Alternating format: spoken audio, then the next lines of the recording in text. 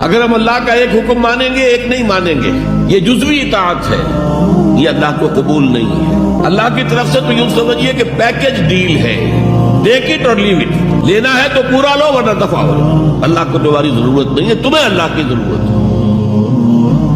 یا ایھا الذین آمنوا ادخلوا فی السلم کافہ، اے ایمان والو اسلام میں داخل ہونا تو پورے کے پورے ہو، ادھورے نہیں۔ اور سورہ بقرہ کی آیت نمبر 85 کے اندر تو جو وعید آئی ہے، افتؤمنون ببعض الکتاب وتکفرون ببعض، کیا تم ہماری کتاب ہماری شریعت کے کچھ حصے کو مانتے ہو اور کچھ کو رد کرتے ہو؟